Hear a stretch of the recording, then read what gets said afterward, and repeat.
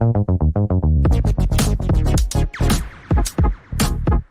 the left-hand side for Vieira, who'll play it through to Gabriel Jesus, who's in here for Arsenal. Gabriel Jesus to finish it off. Oh, what a way to do it! Gabriel Jesus seals the points for Arsenal. He's back, and he's back with a bang. Into the penalty area it goes. Gabriel's header, and it's into the back of the net. Arsenal take an early lead through Gabriel. You're listening to the Chronicles of a Gooner, the daily Arsenal podcast with me, Harry Symeou. Hey everybody, how's it going? Welcome back to another live episode of the Chronicles of a Gooner, the Arsenal podcast with me, Harry Symeou. I was this close to throwing the towel in, to cancelling tonight's stream, to putting a film on and cracking open a nice bottle of red wine. Because I thought any chance that we had of signing Raheem Sterling was gone. I was at TalkSport earlier.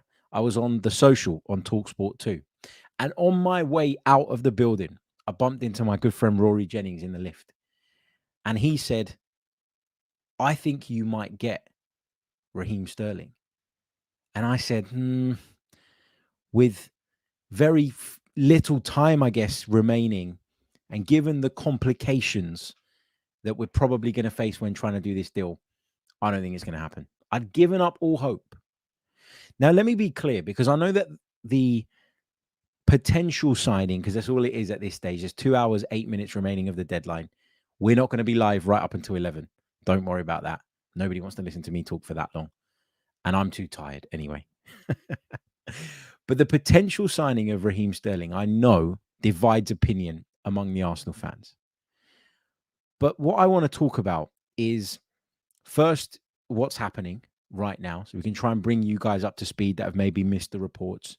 I'm sure most of you are following it very, very closely on social media. But I just want to bring everybody up to speed with what we believe the case to be at the time of recording. And then I want to tell you why I think the division around this deal and whether it's a good thing or not isn't really justified. And I'll explain why. Right. Let's talk about where we're at first on this. So a little while ago, and to be fair, Sky Sports News, I know that sometimes they get a bad rap these days. Sometimes people say, well, Sky Sports are always behind the curve. I hear that quite a bit. But what I would say is that knowing what I know about Sky Sports and knowing a lot of people that work there, they just want to check that what they're telling you is verified, because they're a proper broadcaster. They're a proper news organization. They want to make sure that the information they're giving to you has a secure source behind it. And you can never be 100% on everything, but that's why Sky Sports is sometimes a little bit behind the curve. And social media has changed the game. You've got people like Fabrizio Romano just dropping 4,582 tweets a day. And that's why he's always on top of stuff. David Ornstein is brilliant. He, for me, is the GOAT, the top of the pile. And so I heard from Sky Sports News, because I've got it on in front of me, that Arsenal were in talks with Chelsea over a potential loan deal for Raheem Sterling. And then David Ornstein tweeted it, and I thought, oh, hold on a minute. That film, we're going to have to cancel it. We're going to have to pay more attention to the end of the transfer window, and we're going to have to focus on what Arsenal might do between now and the end of the window. Raheem Sterling is a player that, as I say, divides opinion among Arsenal fans. And I'm probably going to try and guess why people feel like that. So first of all, I can imagine that there are a lot of Arsenal fans out there that would have thought we were going to end up with a Nico Williams or someone a little bit more exciting, in the sense of they would be like a kind of long-term project, a signing that was going to be with us on this journey over the next 3 or 4 seasons. And let's be honest about it. Raheem Sterling is not that. Raheem Sterling is a short-term solution to an issue that I think we can all agree Arsenal have: a lack of numbers in the attacking positions. Not only do we need numbers, though, we need game changers. And whatever you want to say about Raheem Sterling, he has proven throughout his career that he can be a game changer. Has he been his best since moving to Chelsea? No, he hasn't. But who flourishes at Chelsea? With the exception of Cole Palmer, he's like literally the only guy that's flourished under this ownership, under this regime at Chelsea Football Club. Somebody like Raheem Sterling as a signing makes sense if the conditions are right. And based on what we're reading, based on what we're hearing, the conditions feel right to me. There's probably going to be a loan fee in there somewhere. There's probably going to be a requirement for Arsenal to take on some of his wages. That is to be expected, but that is fine. If Arsenal were in talks for Raheem Sterling to the point where we're discussing, sorry, I got distracted there. Let me start that sentence again, because there was a tweet from David Ornstein that's just dropped right now about Reece Nelson. I'll come back to that in a minute. Let me go back to what I was saying. I lost my flow there because we're live and everything's going on. I've got Sky Sports News and I've got Twitter open. I've got you guys in the live chat. Anyway, thank you for being here, by the way. Like, subscribe, all the rest of it. What I was trying to say is that Raheem Sterling on a season-long loan deal with a fee, with taking on a proportion of his wages, that's a good deal. Signing Raheem Sterling for £30 million, that is not a good deal. That's not a good deal at all. So that's why when people are sitting there and going, oh, why have we ended up with Raheem Sterling? Or why are we trying to get Raheem Sterling in the door? You have to think about the circumstances around the deal. And if you do, if you think about the circumstances around the deal, then you can't help but feel it's a good thing. Because he's a player who's been there, done it. He's a 4-time Premier League winner. And not only that, the best football he ever played in his career was under Pep Guardiola with the coaching of Mikel Arteta. He has spoken on numerous occasions about his relationship with Mikel Arteta. He has spoken on numerous occasions about how Mikel Arteta helped him develop and take his game to a new level. First of all, he's going to have the incentive of wanting to go and prove Chelsea wrong and Enzo Maresca wrong, if it was even Enzo Maresca's decision and not something pushed by the hierarchy. But he's going to want to prove a point that he can still do it. He's got an opportunity to join a club that is going to challenge for the Premier League title, that is capable of challenging for the Champions League, that can challenge for the FA Cup, that can challenge for the Carabao Cup. We are building a squad that is going to be able to compete on multiple fronts. And Raheem Sterling would be a good fit in that because A, we're not committing too much to it if this deal goes through, and B, because we're not massively reliant on him if he comes in. We get all the good parts of Raheem Sterling without having to be reliant on him if his form dips. Because in Arsenal's best 11, you can make the case that Raheem Sterling doesn't start. You could put Leandro Trossard ahead of him if you wanted. I'm sure there will be times where Mikel Arteta picks Gabriel Martinelli ahead of him. We know that Bukayo Saka is going to be ahead of him. And we know that Kai Havertz has made the centre-forward role his own. And we've all panicked and gone into meltdown over the Jesus injury recently. But we don't even know if that's a long-term thing.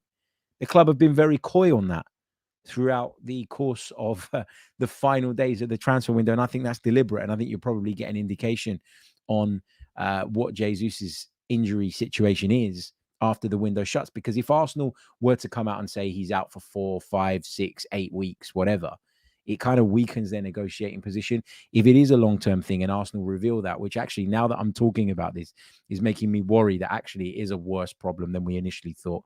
But anyway, park that. That's a conversation for another day. But you don't go and say that when you're in the process of trying to bring in an attacker because it changes your negotiating position, right? So I just think that when you factor in what this is going to cost and the fact that we very much see this as a short-term solution, I think this is as good as we could have possibly hoped for at this stage in the window. Will I look back and say, we should have tried to do Nico Williams and we should have tried to do it earlier and we should have pushed harder maybe for some of the more primary targets? Maybe I will in time. But when you get to deadline day at 6, 7 p.m. and there's still no word on anything, and then this news drops, I think you should be excited about it. And also, I put this X post out earlier today, right? And maybe there was a part of me that was trying to convince myself that there was something to be excited about. I just want to share it with you guys. But I really did feel this when I watched Mikel Arteta's press conference earlier today. Let me share this with you guys. Here we go. Hold on a second. Let me just bring that up on my screen. There we go. Right. Maybe I'm reading into this too much, and I put in brackets, probably am. But watching Arteta's presser, I got the impression he was relaxed and that we might not be done yet. When he was asked about Raheem Sterling earlier today, he didn't rule it out. He didn't say no. He didn't say no, there's no chance. He could have, but he didn't. He said what he said about Merino, what he said about Calafiori, and many, many others before them. You know, I can't talk about other people's players. With a grin on his face, with a smile on his face. And more fool me for not realizing at that time that Mikel Arteta was cooking in the background, or Edu was cooking. He's more renowned, isn't he, for cooking barbecues and things like that. But yeah, I know that this isn't the number one signing that we all wanted going into the summer. But I think Raheem Sterling's a good player. I've often had arguments with friends about Raheem Sterling. I've got a friend who's a Tottenham supporter, and we've had many arguments over the years. When he was saying that Harry Kane was England's best player, I was saying it was Raheem Sterling. At a point, you're going back a few years now. But I genuinely believe that in the right environment, he's still got plenty to offer. And to be a squad option at Arsenal is far better than what he faces at the moment, which is being in exile at Chelsea. It works for Chelsea because if they can offload a proportion of his salary onto us, then that helps them with their financial issues as well. So yeah, it makes it makes sense for everybody involved. I am being told, let's have a look, that Arsenal have announced Neto. Let's have a look. I've got Arsenal's notifications turned on. Have I got a notification? Here we go.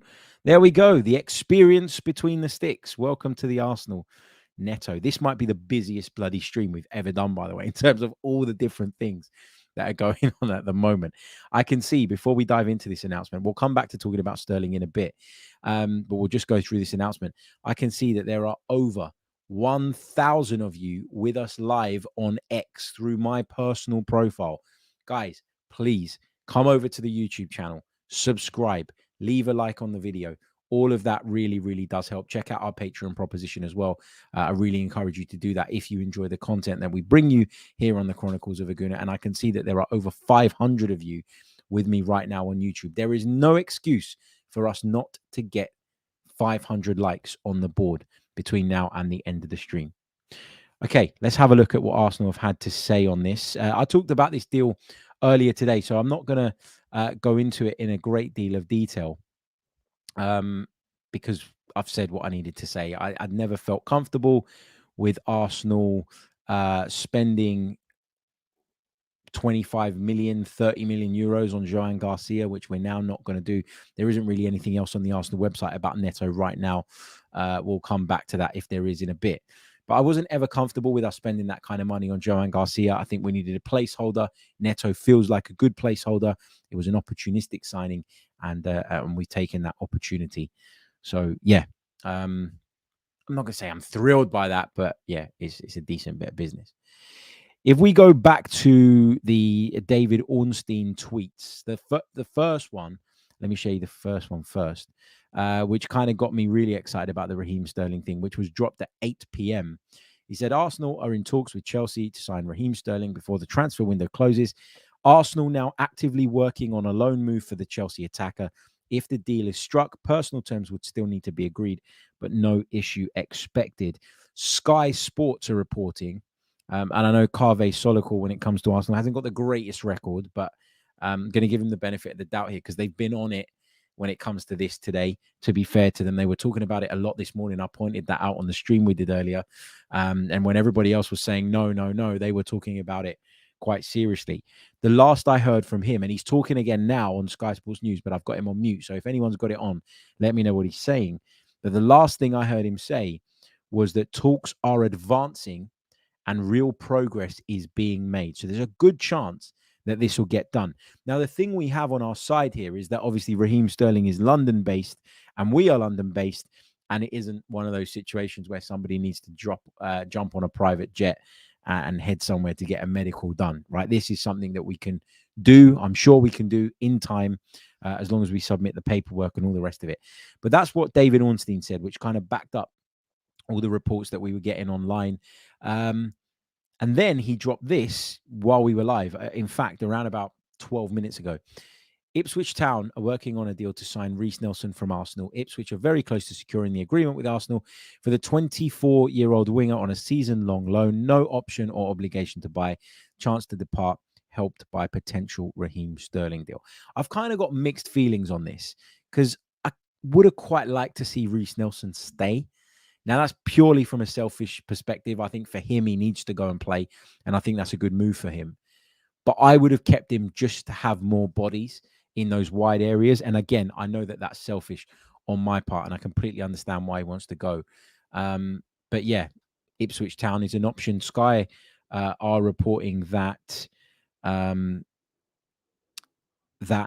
there are 4 clubs interested. TalkSport were just reporting, I was just on there before I came on here, that Fulham and West Ham are interested as well. So there's no guarantee that Reece Nelson ends up at Ipswich. But what we can understand and take from this is that the fact that Arsenal are in the process of trying to bring in Raheem Sterling gives Reece Nelson the opportunity to move on, which I think he needs. A couple of other bits and pieces. The Neto announcement, just waiting to see if they drop anything more on the website. There's a transfer deadline day page bit where they're talking about Ramsdale. They talked about Mikel. No, there isn't anything on Neto yet.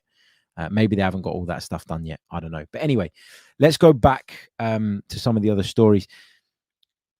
Raheem Sterling could be on his way to Arsenal. Talks are advancing and real progress is being made. 4 clubs in the mix for Reece Nelson. No Eddie Nketiah confirmation yet, as far as I can see, which is a little bit worrying considering that that's been done for days. We've just got that Neto confirmation. One thing I didn't realize about the Neto situation, which was brought to my attention earlier today, I think after we did our stream, is that he is cup tied in the Carabao Cup. We've literally bought a backup goalkeeper in who can't play in the competition that we're most likely to play our backup goalkeeper in.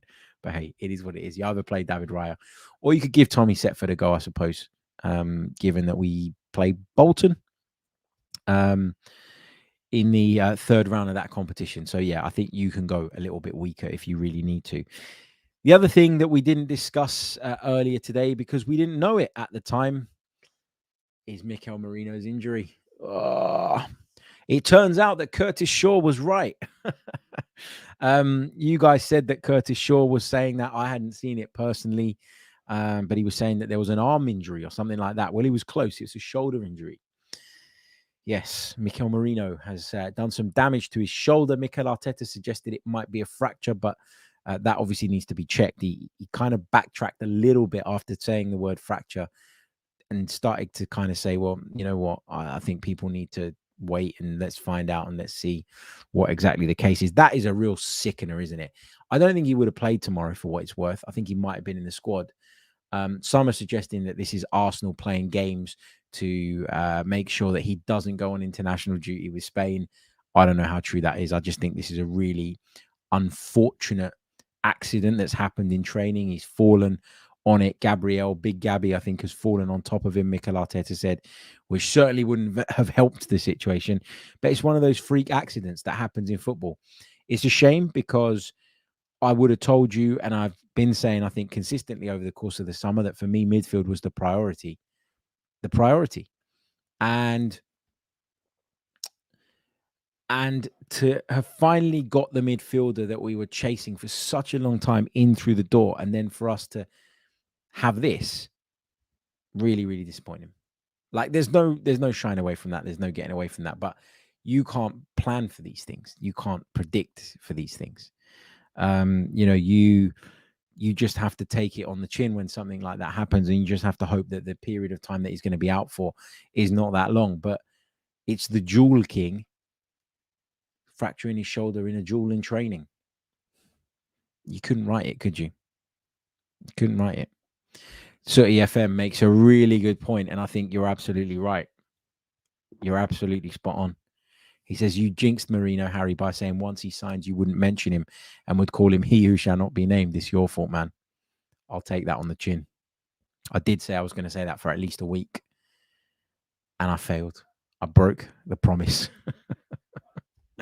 Okay, let's get some of your thoughts. If you've got any questions, throw them in the live chat, and I'll work my way through a few of those before I sign off. Remember, if you haven't done so already, please leave a like on the video, subscribe to the channel. You know the drill by now. Yeah, you know the drill by now. Subscribe, like. If you're listening on audio, please do leave us a review as well. We're putting in another double shift today. It's our second stream of the day. So we're trying during this transfer window. I can't promise we're going to be doing double bubble episodes and double shifts once the transfer window's closed. I think I need a holiday again once the window's closed. But we will be bringing you daily content, of course, going forward. And we'll be bringing you stuff on the Patreon page as well, which you can check out via the link in the description. It's open to all members at the moment, even unpaid members. So you can get a taste for what's coming and you can decide whether or not you'd like to support the show going forward. Anyway, get your questions in, get your thoughts in. I'll just quickly wrap up where I'm at on this. So first of all, the Raheem Sterling thing, I think given the circumstances, given the stage we're at in the window, given his pedigree, given what this is likely to cost us, given the fact that it's a straight loan, etc., as far as we're aware of right now, this feels like a good bit of business as far as I'm concerned. And this is not me just jumping on the back of whatever the club does and saying it's great, it's great. I know I get accused of that, but I actually did say a few days ago that I would be looking at this and I would consider this. And I've been saying since last night when we hopped on a stream exactly how I'd approach it, exactly how I'd go about it. I told you guys that if I were Edu, I'd make an approach today. I'd offer to cover some of his wages and I'd offer to take him on loan. And it looks like that's exactly what Arsenal have done. Because me and Edu, you see, we're on the same wavelength. Just kidding. That's my thoughts on that. I hope it gets done because I think we could really do with this signing. Reiss Nelson looks like he could be going to Ipswich Town, although we understand there are other clubs in the mix for him as well.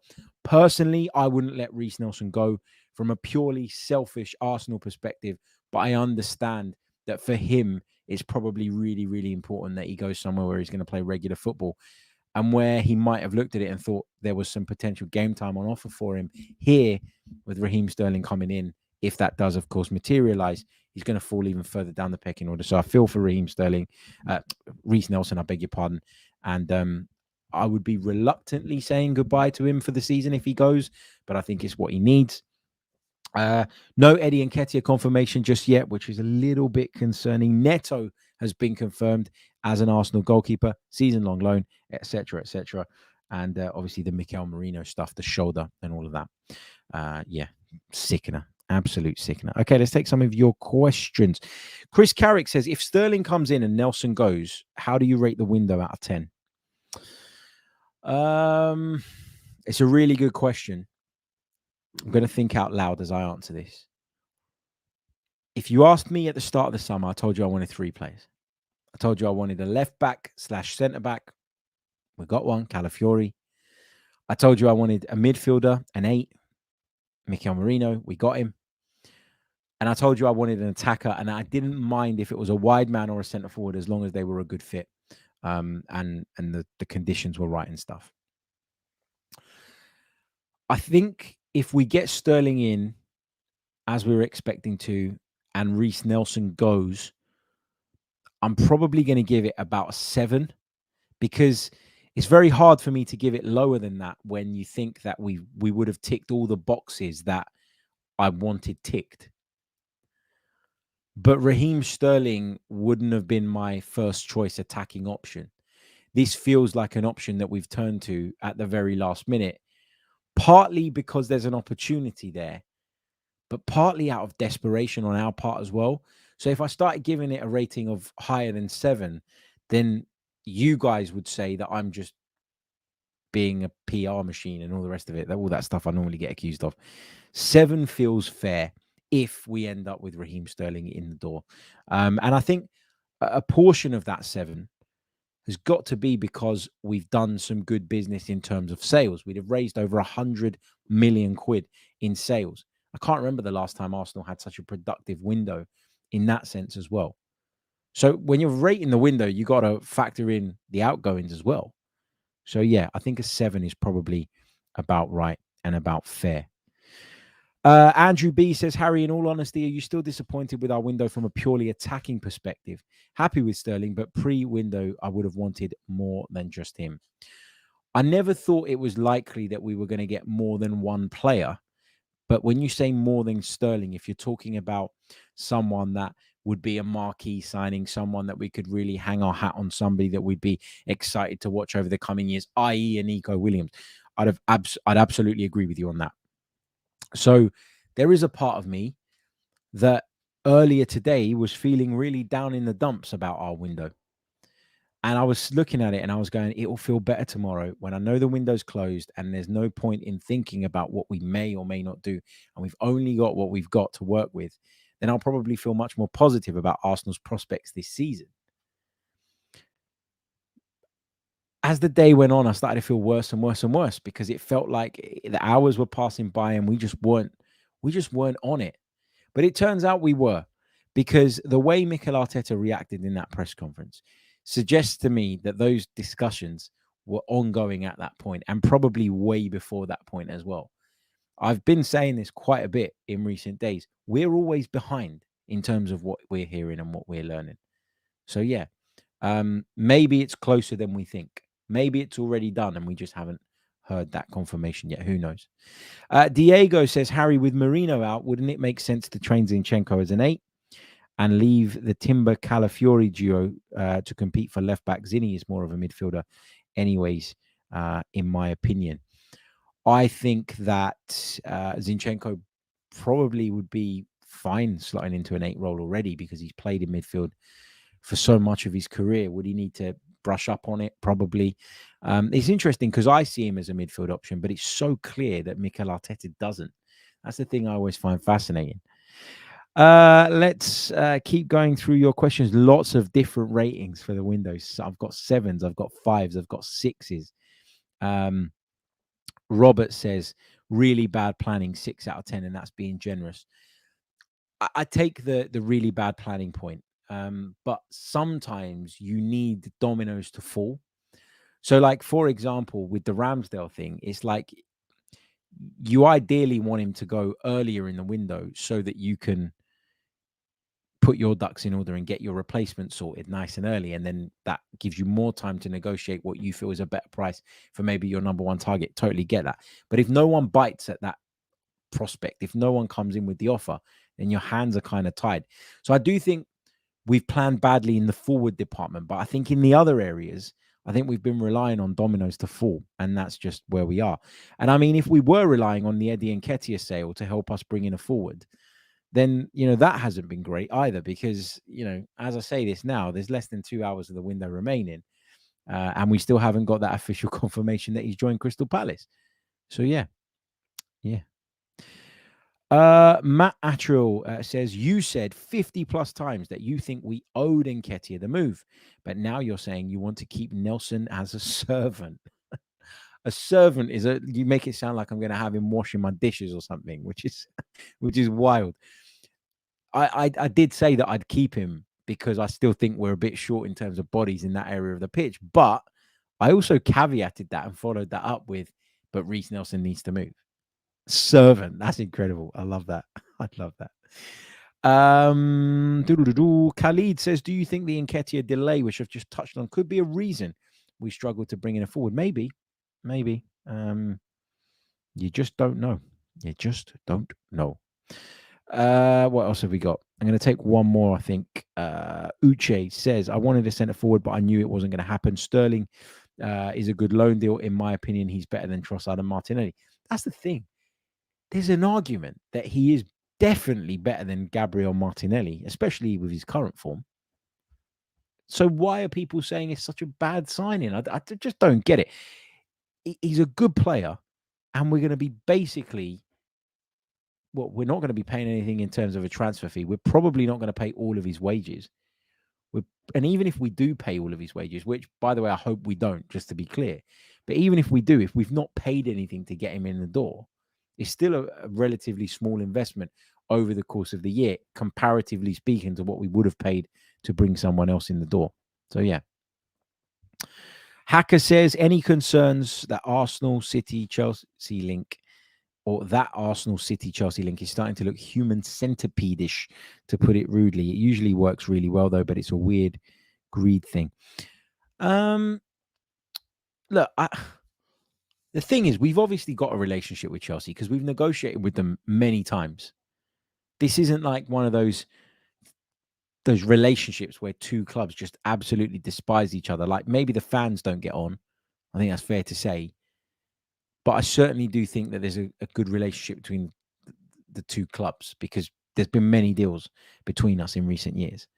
I just think that even if you believe, even if you feel like Raheem Sterling's star has fallen and that he's nowhere near the player that he was before he joined Chelsea, for example, I bet if we went back in a time machine, you'd all be saying the exact same thing about Jorginho, who's come into Arsenal and done really, really well and been a real asset to the squad. And you'd definitely say the same thing about Kai Havertz, who was arguably one of our best players last season and is currently one of our most important players in the squad. So we've got previous of going into Chelsea, identifying players that they don't really value because of the chaos that is ongoing there, bringing them to our club, tapping into their very best again, and getting them to a place where they're valuable assets for us. And on both of those previous occasions in recent years, we all looked at the deals and we said the same thing. What are we doing? Aren't we at the point now where we just have to sit back and trust that our club know what they're doing? There will be misses, but there's certainly been more hits than anything else under this regime. And we need to take confidence from that, I feel. Okay, I'm going to leave it there. Thank you all so much for joining me. As I say, I was this close to bidding off tonight's stream. I wasn't going to do it. Honestly, I'd said to my wife, shall we put a film on, crack open a bottle of wine? She's waiting for me now. How do I tell her that I'm going to be refreshing Twitter for the rest of the night and watching Sky Sports News? Forget the film.